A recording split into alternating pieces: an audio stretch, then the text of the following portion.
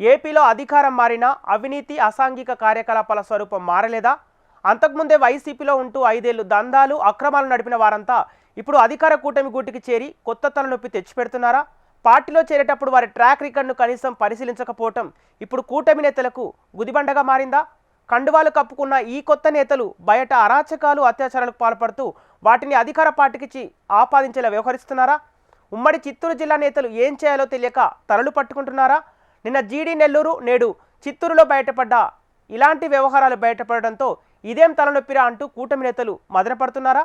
చిత్తూరు నగరంలో మైనర్ బాలికపై జరిగిన గ్యాంగ్ రేప్ కేసు ఇప్పుడు పూర్తి రాజకీయ రంగు పులుముకుంది. ఈ కేసులో నిందితులు హేమంత్, మహేష్, లోకేష్ అనే యువకులలో ఇద్దరు ఓ బ్యాంక్ లో సేల్స్ ఆఫీసర్లుగా పనిచేస్తున్నారు. మరొకరు సంతపేటకు చెందిన యువకుడు. గత ఎన్నికలలోనూ అంతకుముందు వీరు వైసీపీలో యాక్టివ్ కార్యకర్తలని చర్చ జరుగుతోంది. లోకేష్ రెడ్డి అనే నాయకుడికి అనుచరులుగా కూడా ఉన్నారట. గత ఎన్నికలలో లోకేష్ రెడ్డి వద్ద పెద్ద ఎత్తున మద్యం పట్టుబడింది. ఈ క్రమంలో ఎన్నికల తరువాత కూటమి సర్కార్ అధికారంలోకి రావడంతో అధికార టీడీపీలోకి జంప్ అయ్యారు లోకేష్ రెడ్డి. తరువాత పరిణామాలలో ఆ ముగ్గురు యువకులు కూడా వినాయక చవితి సందర్భంగా టీడీపీ ఎమ్మెల్యే వద్దకు వచ్చి పార్టీ కండువా కప్పుకున్నారట.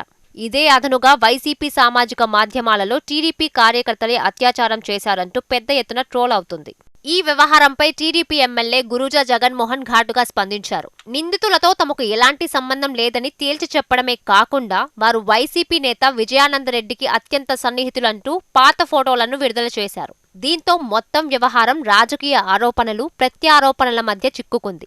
అసలు సమస్య అయిన నగర వనాలు అసాంఘిక శక్తులకు అడ్డాగా మారడం, అటవీ శాఖ నిర్లక్ష్యంపై ఎవరూ ప్రశ్నించడం లేదన్న చర్చ జోరందుకుంది. నగర వనాలు ఇప్పుడు ప్రేమికులకు అసాంఘిక శక్తులకు అడ్డాగా మారిపోయాయన్న ఆందోళన స్థానికుల్లో వ్యక్తమవుతోంది. కనీసం వీరు ఎంట్రీలో కూడా సీసీ కెమెరాలు పెట్టడం లేదని ప్రశ్నిస్తున్నారు. వీటి గురించి ప్రశ్నించకుండా మీ పార్టీ అంటూ టీడీపీ, వైసీపీ నేతలు పరస్పరం మీడియా సమావేశాలు పెట్టి మరీ హడావుడి చేసుకుంటున్నారు. అయితే లోపల మాత్రం ఇదేం తలనొప్పిరా బాబు అంటూ టీడీపీ నేతలు వాపోతున్నారట.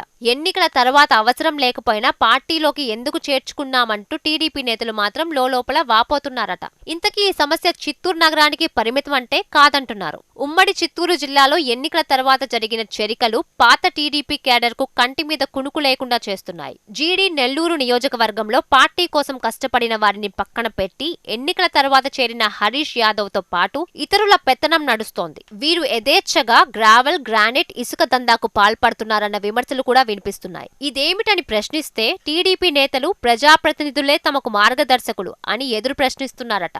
మరో నియోజకవర్గంలో వైసీపీ ముఖ్యనేత వైఎస్ బావమర్ది రవీంద్రారెడ్డి అనుచరుడు పెత్తనం చేస్తుండగా పాత కేడర్ దూరం అవుతుందట. సత్యవేడు నియోజకవర్గంలో తాజాగా ప్రోగ్రాం కన్వీనర్ గా నియమితులైన నాయకుడు మొత్తం వైసీపీలోని తమ బంధుగణాన్ని టీడీపీలో చేర్చి వారికి దందాల పెత్తనం అప్పగించారన్న చర్చ కూడా లేకపోలేదు. ఇక తిరుపతి నగరంలో పరిస్థితి మరింత దారుణంగా ఉందంటున్నారు.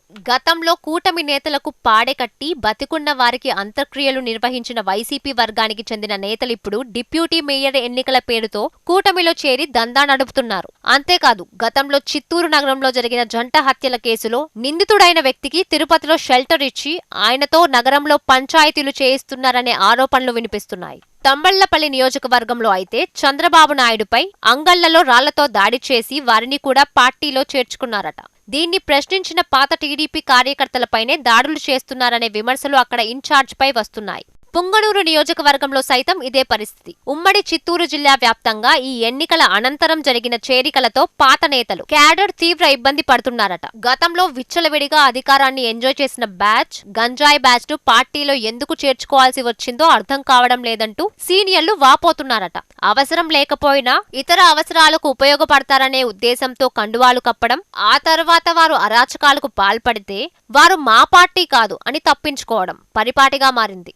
చేతులు కాలిన తరువాత ఆకులు పట్టుకున్న చందంగా ఉన్న ఈ పరిస్థితిని చక్కదిద్దాలని, కనీసం కండువా కప్పేటప్పుడైనా వారి బ్యాక్గ్రౌండ్ చెక్ చేయించాలని సీనియర్లు డిమాండ్ చేస్తున్నారు. లేదంటే అధికార కూటమి ప్రతిష్ట మరింత దిగజారే ప్రమాదం ఉందంటున్నారు.